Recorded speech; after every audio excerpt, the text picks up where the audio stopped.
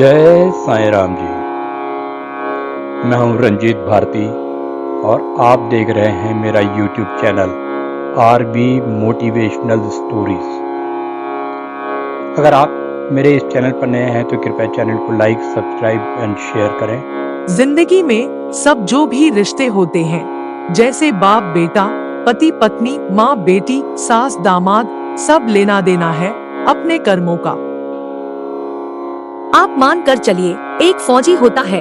वह फौजी अनाथ होता है, ना कोई आगे ना कोई पीछे, सारा पैसा इकट्ठा होता रहता है।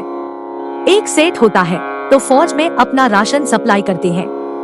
तो सेठ जी और फौजी की दोस्ती हो जाती है।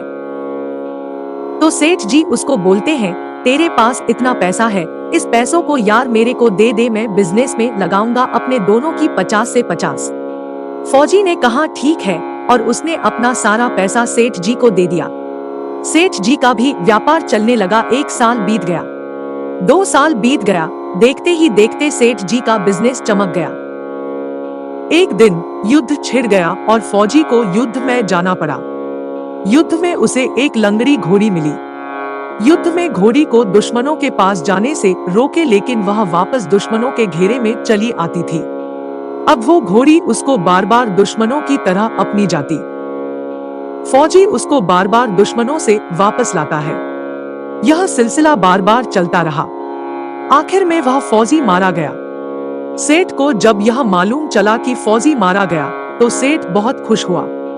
अब मुझे किसी को पैसा वापस देना नहीं पड़ेगा।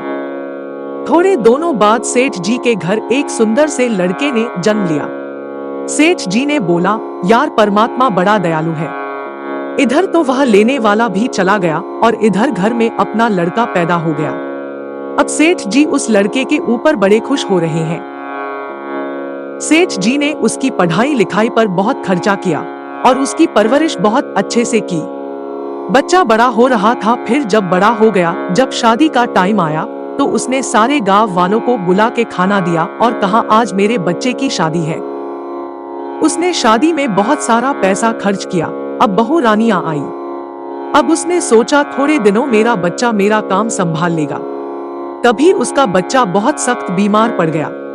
रोज हकीम कभी उसे डॉक्टर के पास ले जा रहा है। इसी तरह डॉक्टर को दिखाते दिखाते 6 महीने बीत गए। आखिर एक दिन डॉक्टर ने बोल दिया कि सर, हम आपसे खाली पैसे लेते हैं, इस बच्चे का कोई इलाज नहीं है, अब आप चले जाइए। वो रोते रोते चले जाते हैं।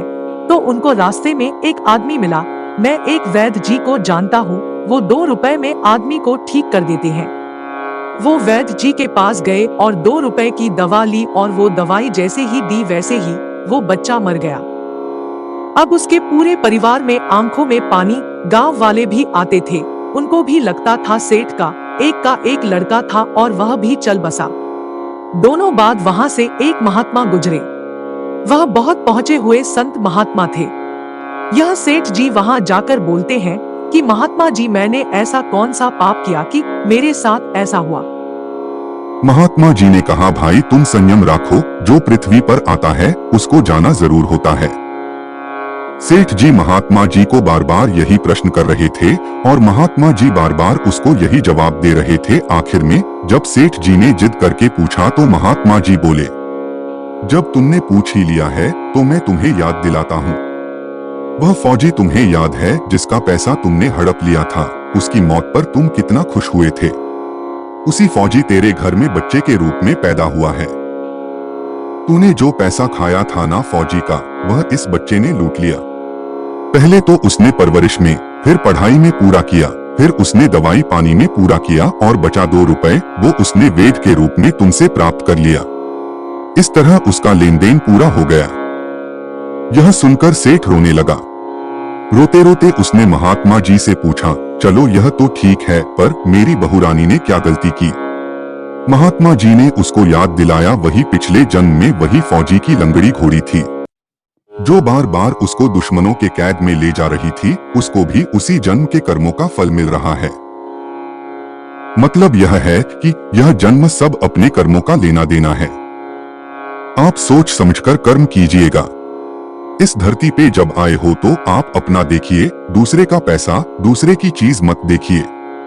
ये सब जीवन में कम होगा तो चल जाएगा, पर अगर ये घूम फिर करके वापस आएगा तो आप ये समझ लीजिए किसी का खाया हुआ 10 रुपए का 10,000 रुपए जाने वाला है।